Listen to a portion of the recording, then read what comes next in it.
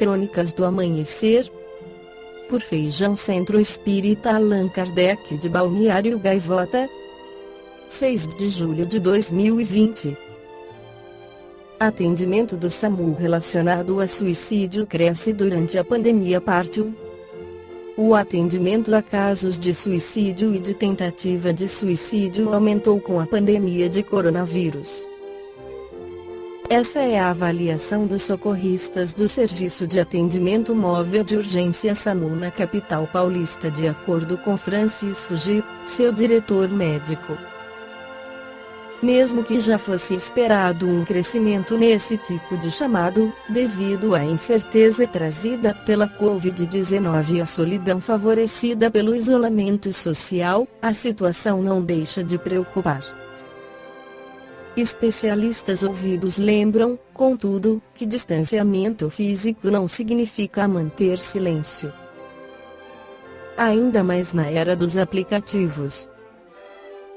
Apesar do SAMU não contar com estatísticas sobre o tema, a avaliação de socorristas da capital é confirmada por outras bases do serviço, ouvidas pelo UOL, no litoral e no interior do estado. A reportagem solicitou dados à Secretaria de Segurança Pública do Estado de São Paulo, via Lei de Acesso à Informação, e aguarda a resposta. O risco de suicídio em uma sociedade sob estresse não é problema de rico, ao contrário do que o equivocado senso comum aponta. Aqui os casos atingiram principalmente pessoas de classes C e D, afirma um dos socorristas que constatou o aumento da incidência desses atendimentos no litoral.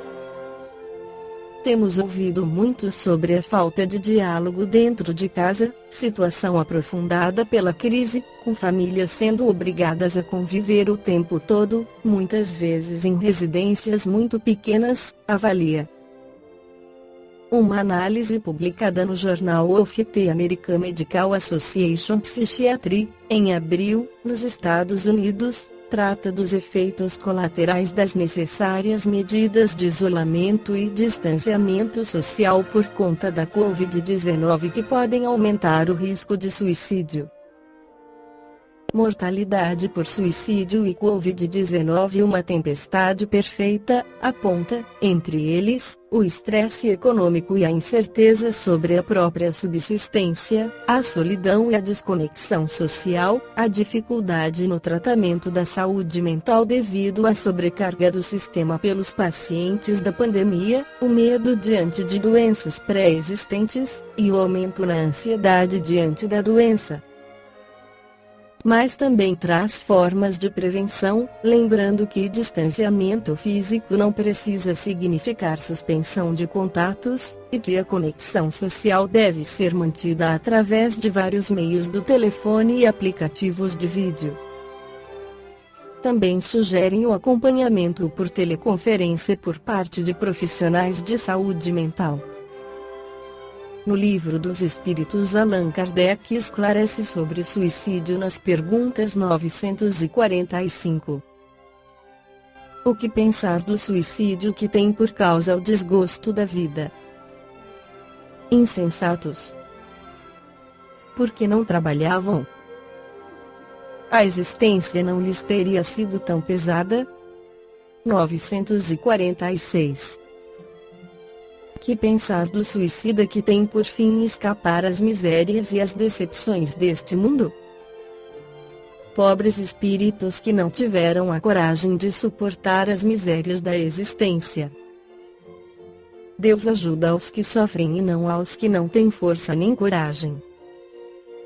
As tribulações da vida são provas ou expiações. Felizes os que a suportam sem se queixar, porque serão recompensados. Infelizes, ao contrário, os que esperam uma saída nisso que, na sua impiedade, chamam de sorte ou acaso. A sorte ou acaso, para me servir de sua linguagem, podem de fato favorecê-los por um instante, mas somente para lhes fazer sentir mais tarde, e de maneira mais cruel, o vazio de suas palavras. Celonice Orlandi de Lima, em seu livro Consequências do Suicídio, esclarece que a observação mostra que os efeitos do suicídio não são idênticos. Alguns há, porém, que são comuns a todos: a persistência prolongada do laço que une o espírito ao corpo por haver provocado seu rompimento na plenitude da sua força, ao passo que na morte natural este laço se enfraquece aos poucos e, às vezes, se rompe antes que a vida se acabe.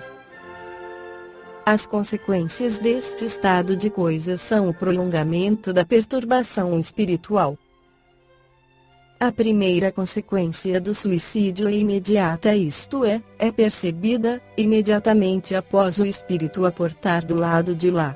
Como vimos, nenhum dos que se mataram se disse feliz, nenhum encontrou a paz, o alívio para os sofrimentos, o nada. Ao contrário, todos eles se confessaram arrependidos por se encontrarem em situação pavorosa, lugares medonhos, sofrendo dores insuportáveis, remorsos indescritíveis, tudo isso com o acréscimo da presença dos irmãos das trevas em zombarias e atos imorais indescritíveis. As angústias pela morte procurada voluntariamente não se esgotam na situação de terror em que o espírito se vê mergulhado logo após o suicídio.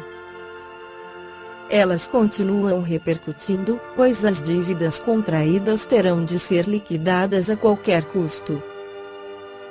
Após o tempo necessário no espaço para que o espírito se refaça do drama e conserte os danos maiores provocados no perispírito, ele enceta nova viagem à Terra em novo corpo, em nova encarnação.